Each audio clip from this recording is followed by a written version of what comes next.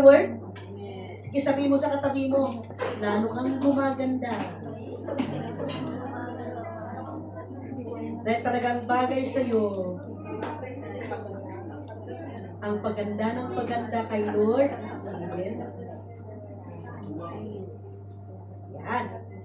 Okay, so I was thinking na isahan na lang sana yung aking ida-download na preaching today. Pero I'm going to divide it into two. So, this Sunday, I will going to say yung part 1 at yung sa next Sunday, I will going to say the part 2. Because after yung itong week na ito at yung second week na ito, ay ibabalik po natin ng mga primary and maybe we can invite ang mga 144 will going to help na mag-preach the Word of God. No? So, today, sana kung nakakuha ka ng hugot concerning sa topic po natin. No, every Wednesday, meron po tayong leadership boost, pang-boost ng leadership, no? At originally, yung Wednesday na yan is supposedly a subgrouping para kina Elder Anitz at kay Martha para ma-meet ko sana sila, no? At si Martha actually ang pumili ng time at ng oras na yan. At Elder Anitz just go along. Okay, to make the story short, last month, no, as I follow up, kung makakarating sila, only Elder Anitz followed up at hindi man lang nagsilip or sumilip yung isa pero walang reply, wala mang ni Oy or ni Ay. And I already knew, hindi ito darating. So, na-remind sa akin, yung the master who sent his servant na mag-invite ng party, no? And he sent a letter of invitation doon sa mga kakilala. And then, ang reply, pagbalik ng servant, ang sinabi niya sa master, yung mga in-invite mo, hindi raw makarating dahil ikakasal yung kanyang relatives. Yung isa ay ihahatid sa last hantungan yung namatay na relatives at maraming mga rason. Galit na galit yung master. Kung ganon ang mangyari, they are taking it for granted yung aking invitation, then go to the street, go sa mga broken wings, go sa mga pilay, go sa mga whoever, no, sa mga tao, and invite them. So ganon na, sabi ko, I will just going to invite and send the invitation, and who will come, they will be blessed. Amen. So praise God, sa una po nating, sa unang pagkakataon na we met, it clicks. Sabi ko, uy, it clicks. What the enemy meant for bad, God used it for good. So the second week, well, it clicks again, no? And then naisip ko, ito na pala yung moment na I'm going to invite yung ating mentor. Alright? So, sinabi ko kay Pastora Ann, Pastora Ann, ito po yung situation. So, every Wednesday, meron po kaming leadership boost at nakita ko po naman na may mga audience na nag-engage. So, it's up to you po kung may time po kayo, you can just come. At nakapag-join naman po silang mag-asawa, no? And even nung last Wednesday. So every Wednesday, may leadership boost po tayo. And everybody can come. And every Friday, ito naman yung yung topic natin in every Friday ng 5 o'clock in the morning. Yung leadership boost natin ay 8 o'clock in the morning. Ang roll call ay 7:45. At we will going to start at 8 a.m. Doon naman sa Friday, ang roll call ay 4:45 a.m. at it will start at ng 5 a.m. Doon sa every Friday, we are using that moment na we will going to discuss the topic na kailangan po nating maintindihan na hindi po natin maipaliwanag dito po sa stage. At it works po naman, no? At ang ginagawa ng ibang cell leader, yung topic na yon, they are taking it at nilalaliman na ini-explain sa kanila pong digital, online na cell group. So, nung last Wednesday, dito po ako humugot ng why we choose this topic na itatopic po natin. So, last Wednesday, kami yung unang early bird ni Aleha, and then sino pa yung nag-next? Si Turilla Lata, at saka si Toledo, no? And to make the story short, so, nagsasalita si Turilla na na masakit daw yung kanyang tuhod, kaya hindi siya makakarating sa May 1 dahil nadulas daw siya and blah blah blah. And then sumagat naman si Aleha at nandun na si Pastora Ana, hindi ko napansin. Sumagat naman si Aleha, kaya nga habang tayo ay, if I can remember, habang tayo ay tumatanda, kaya ako'y ingat na ingat para hindi ako, yung maingat-ingat tayo pa. Kasi yung mga joints natin, mga connections natin ay very sensitive na. At habang siya nagsasalita, naiisip ko naman si LV, no? And then ako'y nag-react na, kailangan na we have to be very careful kasi we are indeed growing younger. At napaka-sensitive. Ako nga rin, yung tuhod ko, no? But I'm just speaking life to my tuhod. Now, during sa atin pong pag-uusap, then sabi ni Pastora Ann, nakikinig po ako kanina yung mga sharing po ninyo. And I remember sa aking mga primary, there was a time na sa cell group po nila, na nagko-complain sila dahil masakit dito, masakit doon, masakit dyan, masakit dito. Di nakikinig lang po ako, sabi niya. And then after that, then sumabad siya, no? Ano na po yung sinabi ng Panginoon na it is finished? Saan na yung kagalingan?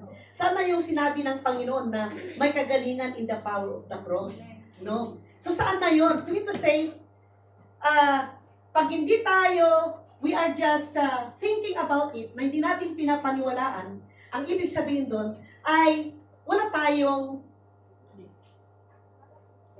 pananampalataya sa ginawa ng Panginoon. It is just about saying it. But hindi talaga tumagos.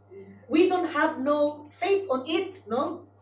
At, and then after that, tapos na, no? And after a few hours, medyo bisita ako sa aking Facebook.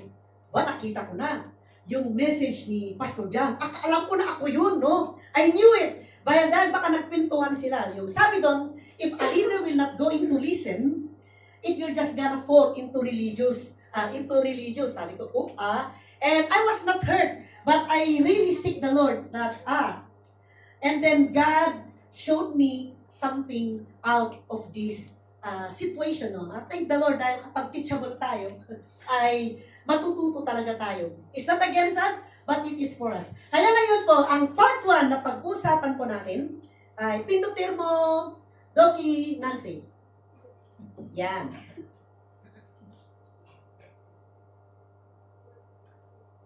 Yun. Pakibasa nga po natin.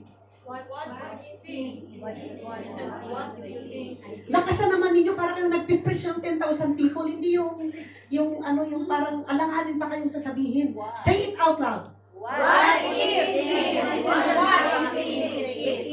A little bit stronger and with confidence, no? Go again. 1, 2, ready, go. What if sin is what you think it is?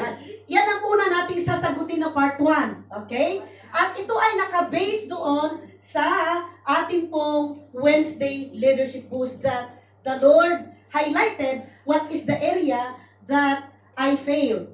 Ano? At, yaw. Now, basahin po natin yung ating pong supporting verse.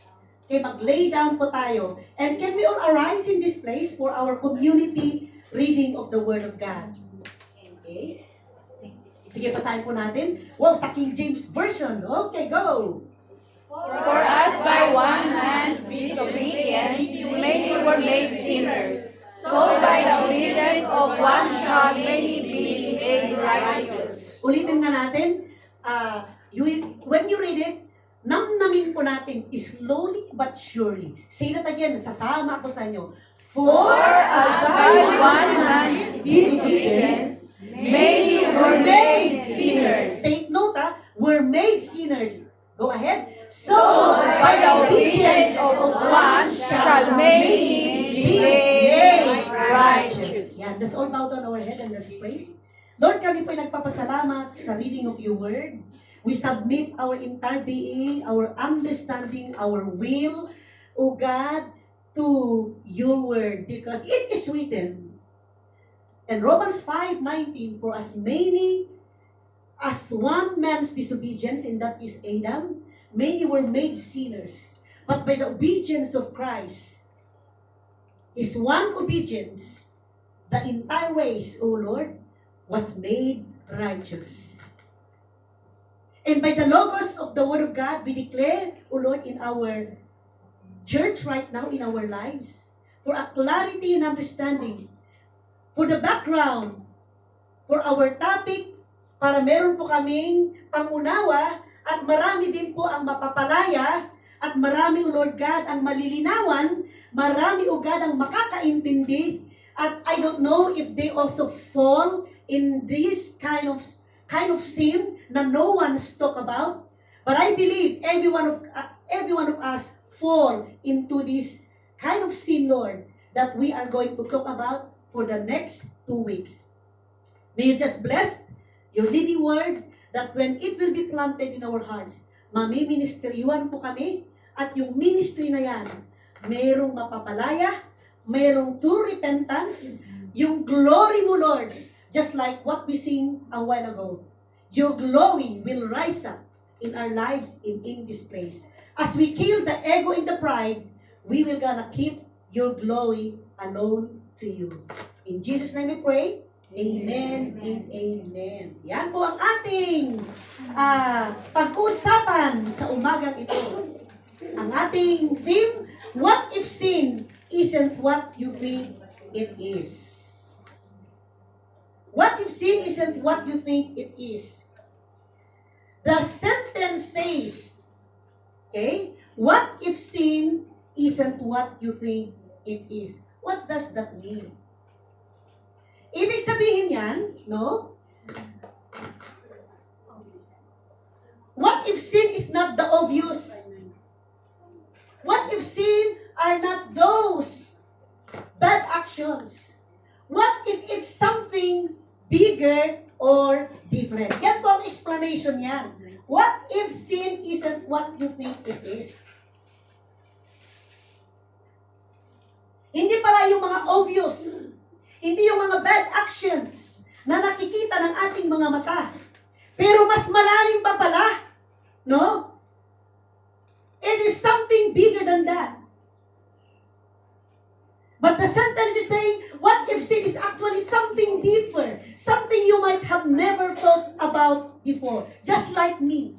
And maybe just like you. Because I can see the symptoms. Pero hindi yan po yung ating pag-usapan. That will gonna be next Sunday. Ang pag-usapan lang natin ay we're going to answer.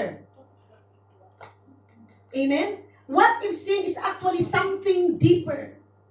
Na hindi yung bad actions, na hindi yung mga nakikita natin, but deeper than you ever thought before. Do you agree with that? Amen. Naiintindihan po ba natin? Yes. For example, no, ang alam natin na obvious, na alam natin na kasalanan, imagine, a child breaks the rule. And that is only what we think na i-address natin na, hindi ka nakasunod. You break the rule. That is so bad. No? But what if sin also, saying nothing with a friend, and when the friend is being bullied, and you cannot help it,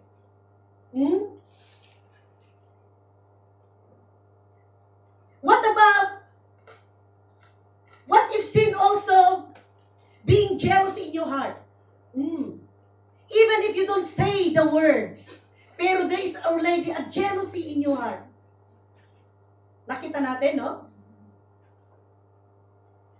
How about you want something so much that you forget to be kind? Napaka-rude mo. Akin yan. Ako lang. It doesn't belong to you. It's mine, baby. Diba? Pinaghirapan ko yan, tapos kukunin mo lang. Uy, ano kasi niya, shorty? That's why the sentence is asking you to think again. Think again. Maybe sin, ang kasalanan, it includes not just what you do, but even the things that you don't do. Or, the sin also includes the kind of feeling that envelopes in the inside of you. Hello? Parang hindi kayo convinced. And if, ang isa pang version na pwede po nating isipin for this question, yung theme po natin, you think sin is only big. No? Yun ang alam natin. Yung obvious na mga maling nakikita natin. Yung obvious na maling sinabi ng katabi natin. O yung obvious na ginawa ng katabi natin. Things like, for example, stealing. Okay. But what if sin is also little things like being so selfish, yung kagaya ng sinabi ko kanina. Selfish thoughts, hindi mo yan nakikita, no? Pero nasa loob. Or ignoring someone who needs help. Alam mo naman na kailangan niya ng tulong. You are available, hindi ka tumulong. Do you think it will gonna change everything sa pananaw po natin ng kasalanan? Naunga pala, no? Kasi nakaprogram sa atin yung mata natin, yung kasalanan, yung obvious na nakikita natin. Di pala natin nakita na it's more deeper than that.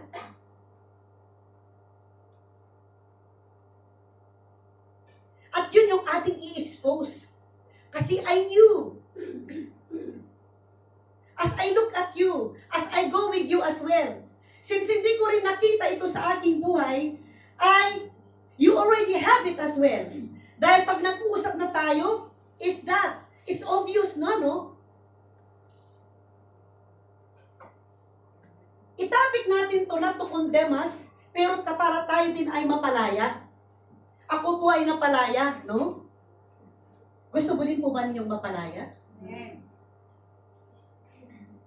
Dahil most of us, nung tayo ay, when we have grown from being kids, we always think na ang kasalanan ay the bad things you do. Like yung lying, yung hitting, cheating, ano pa, disobeying parents, murdering, stealing, coveting, and so forth.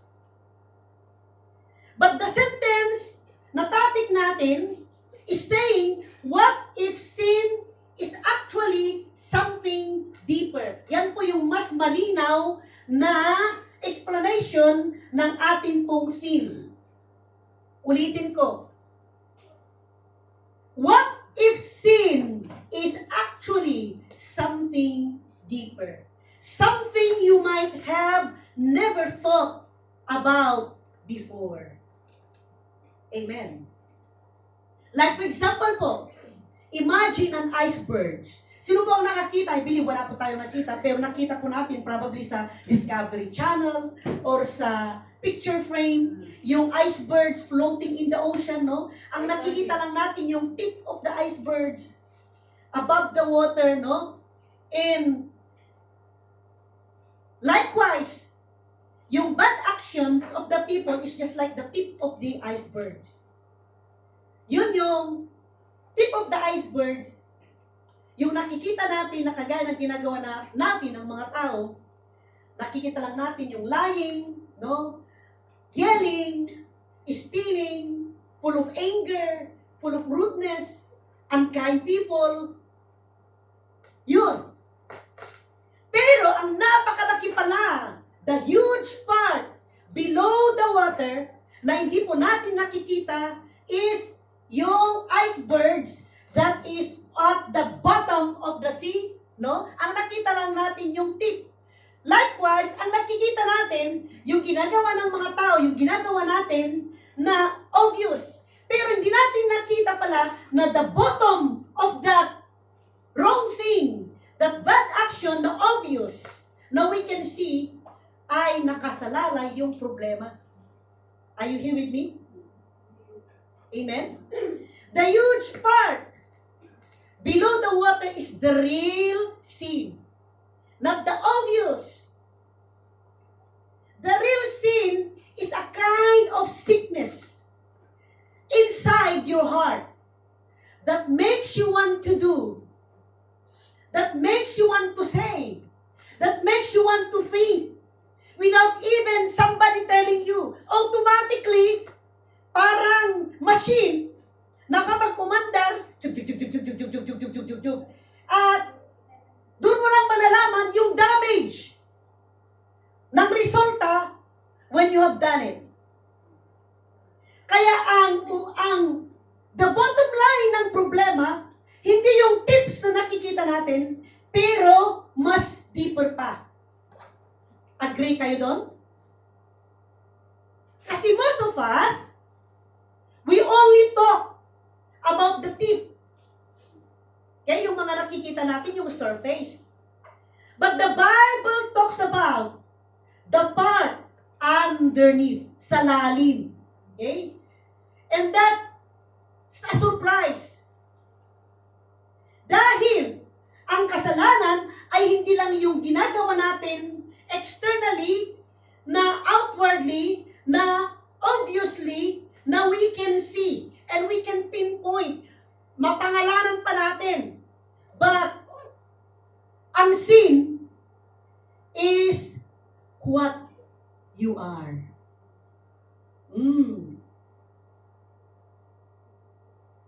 Halimbawa, suppose you have ano kayang magandang cellphone. A cellphone na nasira. Yan. Yung cellphone na nasira is the condition.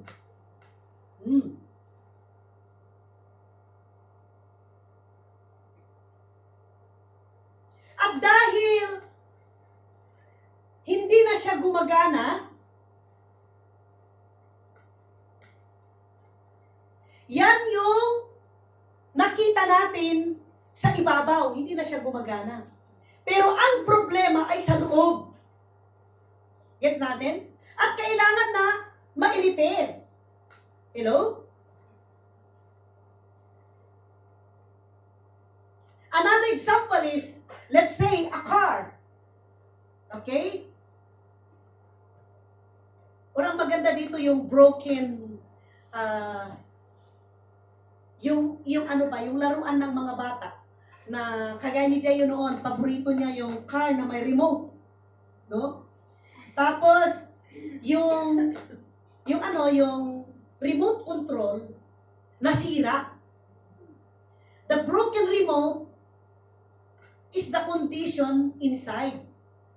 The car na yung toy car na it should supposed to be going, biglang it goes to the wrong way. Yan yung action.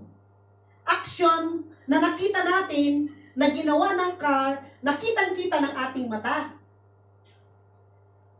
Kaya kahit na i-push yung car to move straight, but it keeps going to the left because the remote is broken.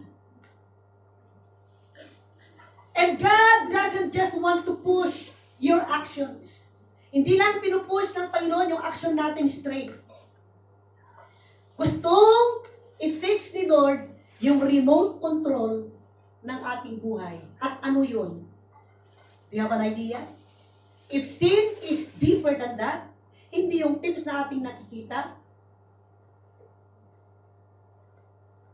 yung car, yung toy car na go to the left, at ang remote, yun yung dapat na ma-repair because nasa loob. Same with us. Ang gustong i-fix ng Panginoon sa atin ay yung ating puso. Amen. So ano ba yung sin? So what is really sin? Sin really is missing the mark. Na-miss natin yung target. like an archer. Nakakita po kayo ng archer? No? Praise God. Who shoot and completely misses the target. Napunta sa labas, hindi nakapunta sa middle, no? So, ibig sabihin, the target is God's perfect goodness. Yan. Na-miss natin yun. Sin is also a heart disease, a condition of our heart. Not just a bad habit. It is not just about the things that you are doing. No, obvious.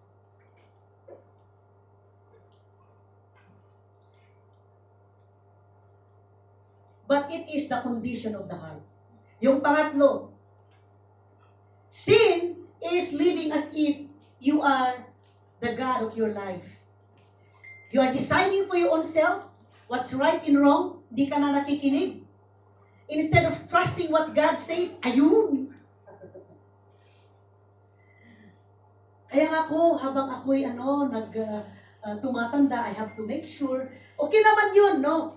Pero nga, totoo naman yung sinabi ni Pastoran. Asan na yung ginawa ni Jesus na he said, it is finished? Paano na yung may apply sa sitwasyon natin? Hello?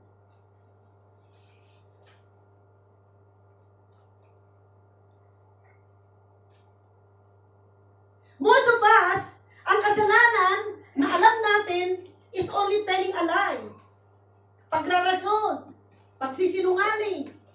But what if sin is actually the reason lying even sounds? Na mas malalim pa pala. At yun lang yung naging epekto. Yun yung naging bunga. At yung kasalanan na yun is actually the reason why we are stealing, why we are lying, why we are coveting, why we are killing, gossiping, slandering. It may be sound like a good idea to us, no? So, ibig sabihin, sin is not an action, but sin is a condition. Say that word again with me. Sin is not an action, sin is a condition. So, ibig sabihin, sin starts inside. Long before you do anything wrong, nasa loob-loob na. Why is this so? It's a good news. Para malaman po natin, pag we know the truth, and we understand the truth, ang katotohanan ay may kakayanan na palayain tayo. Kahapon, ito po yung topic namin, pero dinalawa ko po yung topic. Okay? So, nasagot na po kahapon yung sin that no one talks about. Pero dito, hindi ko po sasagutin. Ang atin po lang i-lay down ngayon, ang kasalanan pala ay hindi yung nakikita natin sa labas, pero more than sa loob. That is causing us na tayo ay mag-gossip, tayo ay mawalan ng pag-asa, tayo ay mag-worry, at tayo ay magalit, and so forth. Kapag ang kasalanan is only about bad actions, madali tayong ma-perfect, no? Kasi alisin mo lang, di ba? Alisin mo lang doon sa puno ng buhay natin, di okay na. Pero hindi, dahil pagkatapos na inalis natin, bumabalik. Hello? But because sin is a condition of the heart, Jesus say, I want to give you a new heart. Ang new heart na ito, okay, ay makikita po natin sa Ezekiel 36:26. At ang new heart na ito ay hindi pwedeng maibigay ng katabi mo. Hindi pwedeng maibigay ng pera. Hindi pwedeng maibigay kapag ikaw ay very loyal sa isang organisasyon or very loyal. Praise the Lord, napaka-faithful mo sa church. But that faithfulness, it must be beyond. Pwede kang maging faithful sa church,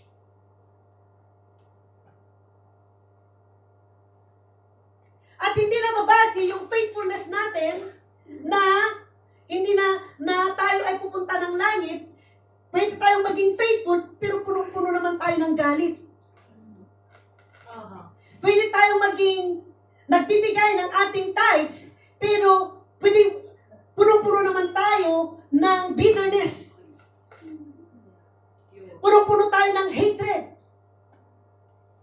So hindi pwedeng i-cover yung faithfulness natin at yung praise the Lord na you understand about giving tithes, i-comment natin yan. But the fact na walang kalayaan sa puso natin at yung condition of our heart nagmamanifest like the icebergs. The tip of the icebergs, nagmamanifest yung stealing, yung lying, yung slandering, yung gossiping, coveting, lusting. Ayan. Nakukuha po natin?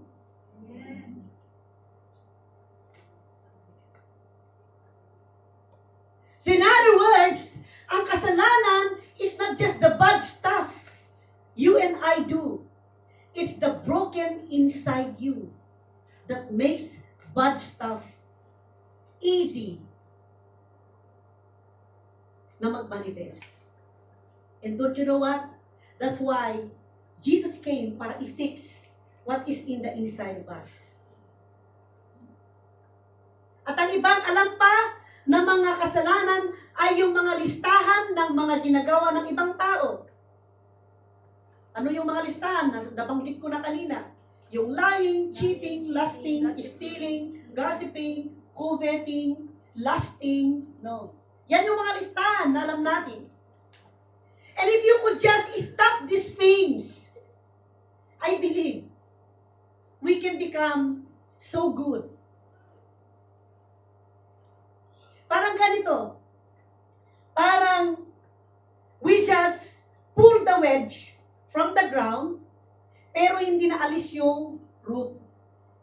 And then after a few weeks, makikita ulit natin yung wedge tumutubo. Ganon siya. We come and repent, and then after a week, bumalik. Nag-encounter tayo, and then after a year, bumalik. And we become more worse. They always grow back. And here's what most people miss it. Sin, again, not action. Sin is not an action. Sin is a condition.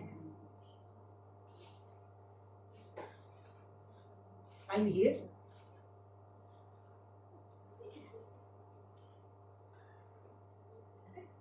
So the fruit of the tree is the bad action like lying or cheating.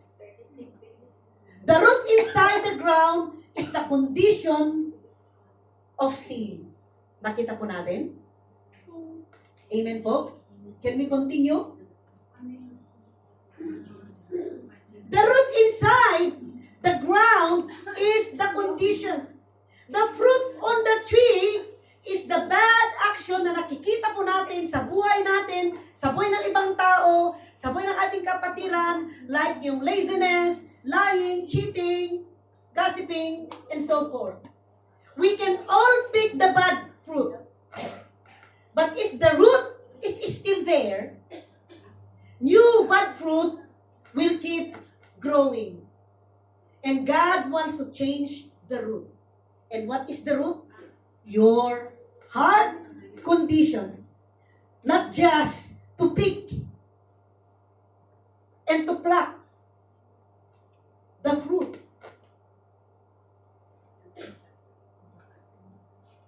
Like for example, madali po natin maunawaan pa. Think about a cup that is so dirty on the inside. That's the condition. Even you will going to wipe the surface of the cup, pag hindi mo nilinisan sa loob, it's still a dirty cup. It looks good in the outside, but if you will going to look carefully in the inside, it's dirty. And Jesus said in Matthew 23, verse 26, first clean the inside of the cup. And God is saying to us, first, let me clean the inside, the condition of your heart. Are you willing to open your heart for the Lord? So what is the condition of sin? Ano ba yung kondisyon ng kasalanan?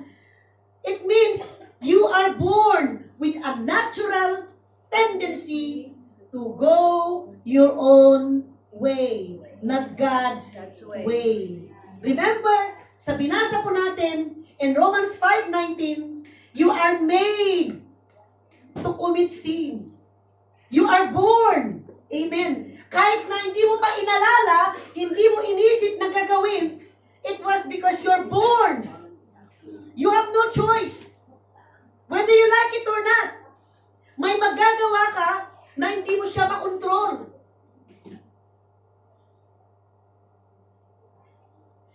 You don't become a sinner when you sin.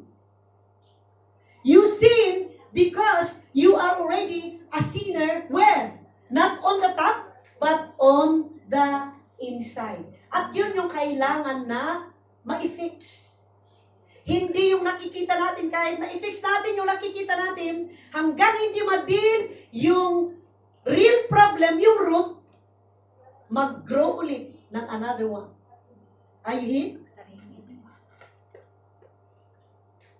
Like for example, you don't tell a lie because you're a liar. You're already a liar because something inside you.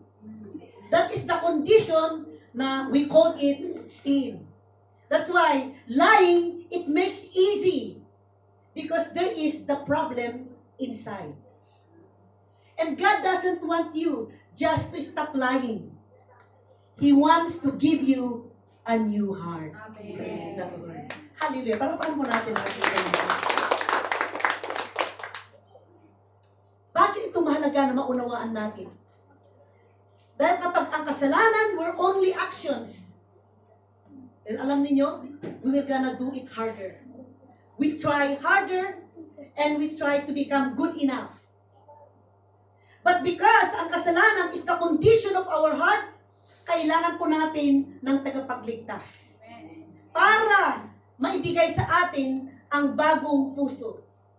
Na kung saan, doon mailagay yung bagong puso na yan, mailagay yung kabanalan, yung obedience, yung humility, amen, ng ating Panginoong Jesus. Hindi pwede mailagay ang kabanalan ng Panginoon, yung kanyang obedience, yung kanyang humility, yung kanyang pagmamahal, kapag ang puso po ay old. Kailangan niya ng new heart. Sin is not what you do, it's who you are in the inside without Jesus. Hello? Ulitin po natin, you don't become a sinner because you committed sin. Nagkasala tayo because you're already born a sinner according to Romans chapter 5:19. Maunawaan po natin yan. Amen po ba? Let us read that verse again. In Romans chapter 5:19, itatak po natin sa puso natin, and maybe you can use it as well, na one of the list of your meditation. For as by one man's disobedience, many were made sinners. Sige, basahin po ninyo.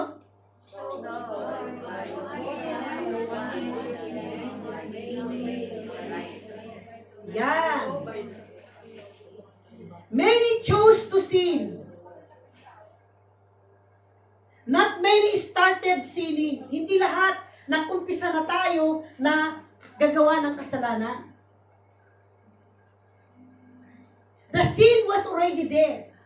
It was done to you before you even have a choice. Adam's disobedience didn't just set a bad example, no? But it infected, nahawaan ng entire bloodline of humanity.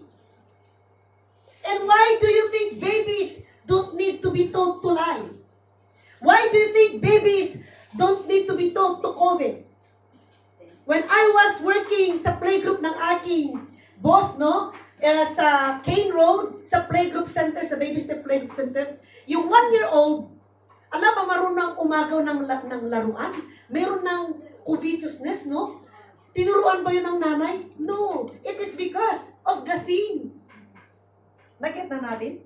At habang lumalaki yung bata na yon, at kapag hindi naturuan, nagkaroon ng wrong foundation and evil pattern in her life, it will going to become worse.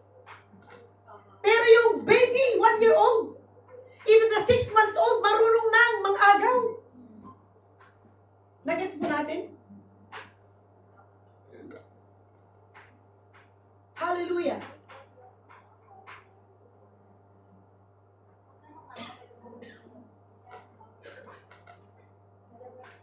Ituloy natin.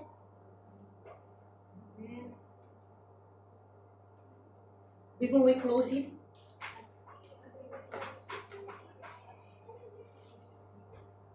Praise the Lord.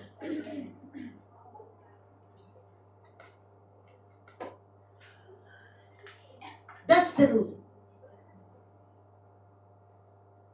Kaya kapag ang religion sinasabi sa atin,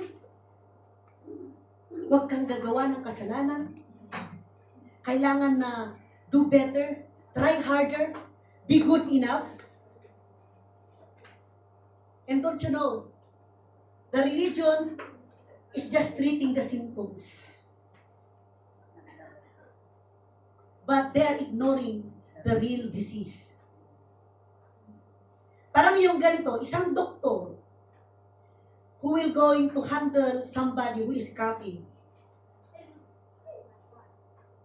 Surely, maybe yung coughing, it will gonna slow down in just a minute. Pero, yung infection sa loob, nandun pa rin. Amen? So, ibig sabihin yan, ang kasalanan ay hindi yung behavior problem, but it's a birth in the bloodline problem. At wala kang kakayanan na i-fix yan. Wala kang kakayanan wala kang talagang kakayanan. Nothing at all that you can do. Kahit na babalik-baliktad ka yan, kahit na mag-fasting ka, kahit na ilagay mo yung sarili mo sa cross at you will gonna carry the cross of the Lord Jesus para i-fix mo yung problema, you cannot do it. You cannot fix it. You can fix a birth problem with better behavior. You cannot fix a birth problem by modifying your attitude. But that is exactly what Jesus didn't come to make bad people good. He came, praise the Lord, to make dead people alive. Para tayo po ay mabuhay dahil we are alive na patay. Amen? He came not just to make the bad people good, but He came to make the dead alive. Parang hindi kayo convinced. Amen. Kasabi po sa 2 Corinthians 5:17, if anyone who is in Christ, he is a new creation, the old has gone, and the new has come. New creature, mga kumadrona, not improved creature, no? Not upgraded creature, bagong nilalang. Amen. Hindi nilalang ng religion, hindi nilalang ng pagiging loyal sa church, but new creature in Christ. You don't need modification. You need whole new identity in Christ Jesus. Hallelujah. Ano yung old hasgan na nawala? Ang tagal kong naintindihan ito. Ang tagal kong iniinti, ano ba yung old hasgan? Ako naman ay nagsisi na, bakit naging worse? Akala ko naman old hasgan. Yun pala yung identity natin, yung old identity is yung sinner. Yung new identity natin, yung tayo ay may kabanalan na sa mata ng Diyos. Yung kabanalan na yan, yung kabanalan ni Kristo. Yan yung identity natin na dapat nating ibuhay. Kung bakit tayo ay nadudulas sa mga kasalanan that we have repented, because nabubuhay pa tayo, nakaprogram yung mind natin sa old identity natin. Dapat, We have to program our mind sa new identity natin na mayroon na tayong kabanalan sa mata ni Kristo. That's why, when you think about yourself, you are righteous. And when you look at others, a righteous person. Because when God looks at you, you are righteous. Bakit? You are still bringing back your past. Problema mo na yan. Isabi ng Panginoon sa Hebrews chapter 10, verse 17, I don't remember your sins no more. Bakit mo nire-remind? Bakit sabi niya, pangako ng Panginoon niya kapag sinabi ni Lord, sinabi niya, hindi niya iniisip yung kasalanan mo para i-condemn ka, para i-guilty ka, para sasabihin, ito yung ginawa mo, mare, ito yung ginawa mo, pare, ito yung ginawa mo, kamadrona, bakit ganyan ka? Hindi niya sinasabi yun, no? Amen? Sabi niya, I don't remember your sins no more. From as far as from the west and to the east. Kumadrona, yung may bakery. Bakery yun, ipapaanak. Amen? Kapatid, ang Diyos na nagbigay ng kanyang buhay, hindi ka lang niya nilinisan sa mga ginagawa natin, pero binago ka sa kanyang buhay. You have your own, yung identity. Come on, palakpakan po natin ang ating Diyos sa buhay. Praise the Lord. Ayan, convinced na kayo. Praise God. Praise God. Nagising sa kumadron. Hallelujah.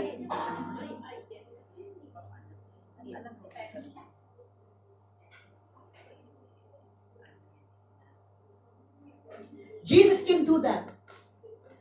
Wherefore, as by one man sin entered into the world, and death by sin, and so death passed upon all men, for that all have sinned. Romans 5:12.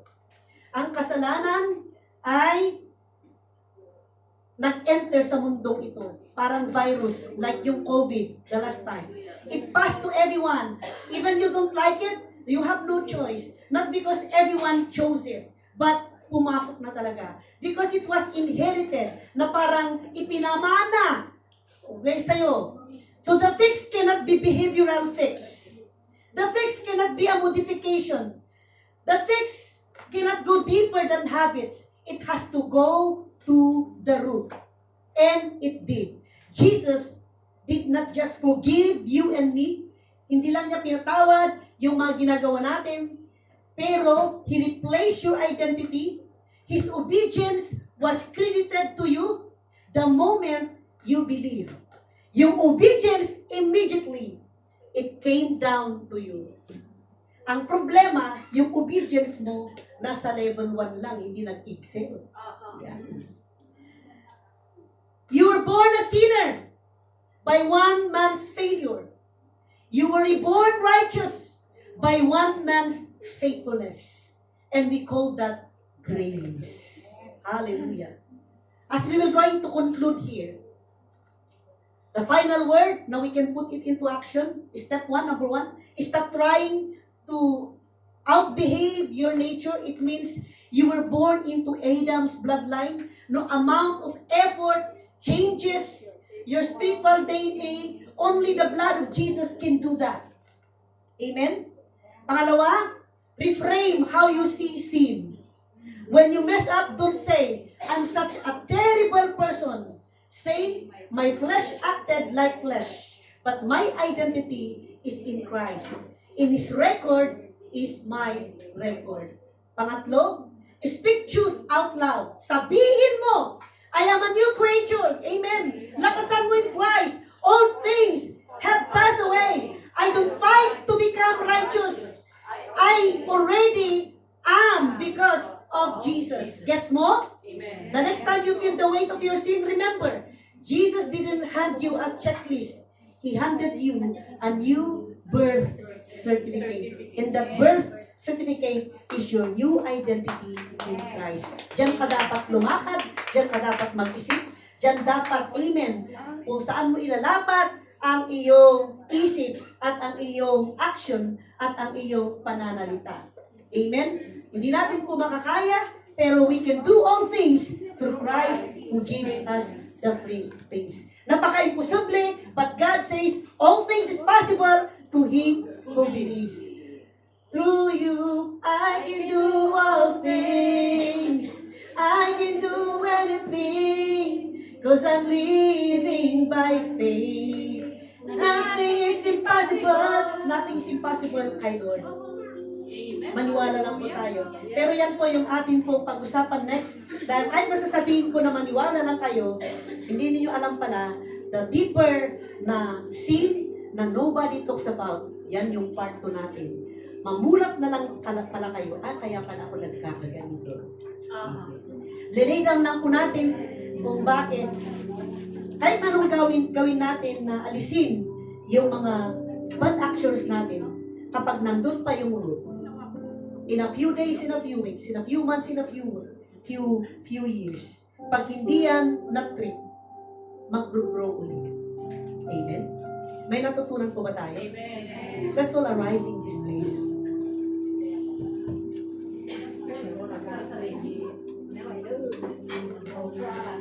Panginoon Jesus, kami po'y nagpapasalamat dahil ang iyong salita may kakayanan na palayain kami.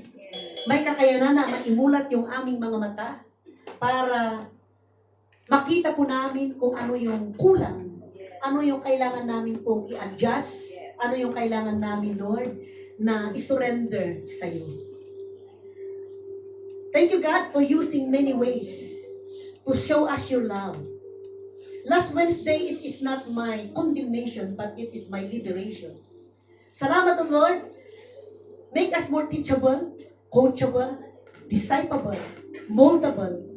Para sa lahat ng mga bagay na ginagawa mo in our journey, we can see when you correct us. We can see, Lord, ma-discern namin when you rebuke us. Not against us, but it is for us. At Lord, tulungan mo na yung aming puso ay hindi mag-resist sa mga correction. Hindi mag-resist, Lord, sa mga rebuke. But open-hearted. Yes, it's painful, of course. Dahil meron pa kaming flesh na hindi pa namatay.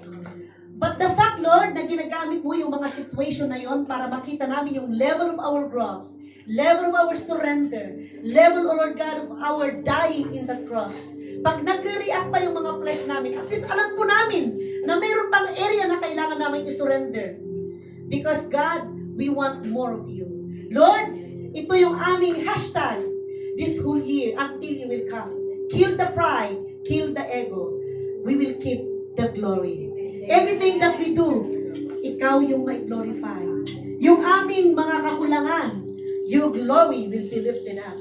Yung aming financial, O Lord, burden in the church, ikaw, yung glory mo, Lord, ang magtataas. Because we know that the more we kill our pride and our ego, your glory will rise up. Your glory will fall and rise up in our midst, in our lives. Today, O Lord, salamat dahil ipinaintindi mo sa amin na yung mga kasalanan ay more deeper than yung mga nakikita ng aming mga mata. And ito yung aming isi-fix sa next Sunday na aming pong pagbabalik. And I believe, Lord, maraming mapapalaya, maraming makakaranas ng turning point, maraming makakaranas ng turning around sa kanilang buhay. And I pray, Lord, na itong church na ito, lahat ng dumating na nakikinig, mapapalaya, and they will experience your glorious move because every time we kill the pride, your glory will be lifted up. Makakalabas yung kalwalhatian mo sa aming buhay. Makakalabas yung kalwalhatian mo sa aming financial need. Makakalabas yung kalwalhatian mo sa aming mga testing and trials. Makakalabas yung kalwalhatian mo sa aming problema, Lord. Because you are the God who can fix it. And when we surrender our pride, our ego, you will move.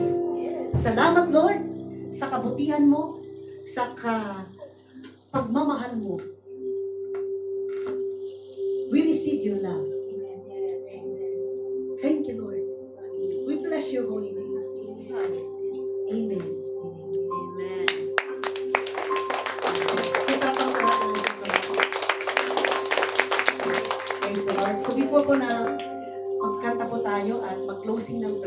like to give you a special announcement. Please remember na on June 19 will going to be our 7th year anniversary. I-download po natin yung ating theme para you will going to i-journey po natin na iluhuran sa atin pong prayer. And we have 3 colors that will going to be royal purple, gold, at saka white. At pag-usapan po natin how we could combine. At of course, meron po tayong 100 na, paano tawagin yun? Contribution. Okay? At yung 100 na yun ay mapupunta sa food alone, no? Para naman, na-inspire kasi kami doon sa inatinda naming anniversary, no? Wow, so impressive. Tapos, of course, yung iba na team ng encourage ng highly favored, alam ko na, wow, hindi namin to nagawa. But I was thinking, Lord, you are already doing it well, better. Mag-excel lang. Amen. Actually, I'm so proud to all of you because you are doing a great, great job. Ang gawin lang natin, mag-extra mile. Because we can do better than that, no? Yung nangyari, yung nakita natin, ang ganda yung preparation, ang ganda ng presentation, even yung kasama ko na encourage natin na highly favored, sila po yung naka-witness, ang ganda po, well prepared lahat. Hallelujah. It's so impressive and it's all glory for the Lord. Sabi ko, we can do better than that. Amen? Amen. And then, remember, no, magda-download po tayo, magbababa po tayo ng pray and fasting, 6 hours, that would gonna be 1 meal, para po i-incubate po natin yung ating kaganapan, and that will going to start on the coming Wednesday. Amen? Mag-start po tayo at we're going to start ng either 6 a.m. to 12 noon, from 12 noon to 6 p.m., 6 p.m. to 12 midnight. Kung kaya mo pa, midnight to 6 a.m. Kung kaya mo ng 24 hours, God bless you! Praise the Lord! Amen! And remember po naman, on May 31, meron po tayong basking evangelism in Blackman, and I think kukunin po natin yung 11 o'clock a.m. at 11 o'clock onwards after yung oneness, no? So we have time to pray, we have time to do some pre-briefing, at yan din po yung atin pong ipag-pray, because I believe 7th year ng highly favored is a year beginning na tayo po ay nag-umpisa, tayo po ay nag-plan, tayo po ay nag-work hard, and I believe sa 8th year, it will going to be the harvest. Amen. Praise the Lord. Do you believe that? Kaya po, let's embrace the new season of the Lord. Let us enter, no, to a new season wherein inihanda na ng Panginoon ang hinintay lang ng Panginoon yung total obedience natin.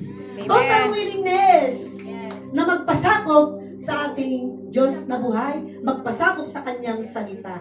God bless you, and let's all rise in this place.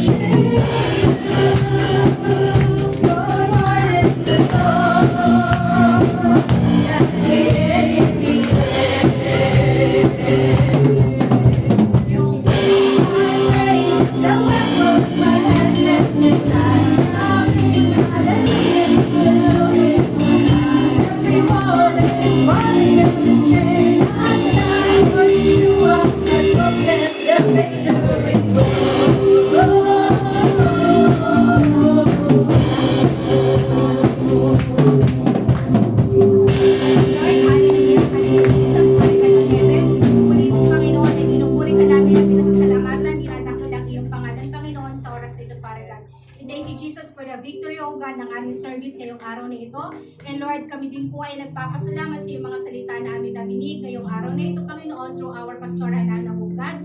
And Lord, hallelujah, tunay na po, Panginoon, na kami po ipinanganak, Panginoon, na makasalanan. But then, Lord, by you, O God, by your grace, by your love, we are redeemed, we are forgiven, O God. Kaya Lord, kami po ay nagpapasalamat. Wala po kami kakayanan na maging righteous, na maging malinis, but Lord, only you, O God, we can do it, Panginoon, para sa buhay ng bawat isa sa amin, O God.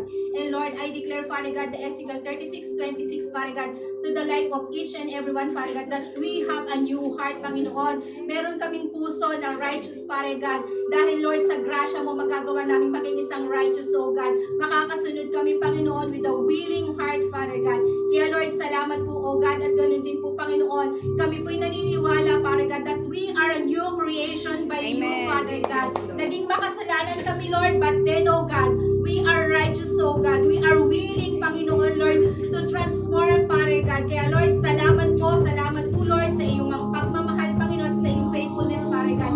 At kami po'y humihingi din, Panginoon, sa lahat ng aming mga nagagawang kasalanan, pagkukulang sa isip, sa salita, at sa gawa, Father God. Lord, thank you, Lord, for your forgiveness and for your love once again, O God. And we thank you, Father God, muli, Lord, sa buhay po, Lord, ni Pastor Anang Hermie, na nag-deliver na yung salita, O God. Lord, i-bless mo po siya. Ganun din, Lord, ang gawa ng kanyang mga kamay. Anoin po siya, Panginoon. At samahan mo siya, Lord, sa araw-araw ng kanyang buhay, Father God. Lord, we thank you, Jesus. We thank you, Father God. And we give you back the highest praise, adoration with thanksgiving. In Jesus' mighty name we pray, O God. And we declare the fight confession of the blood of Jesus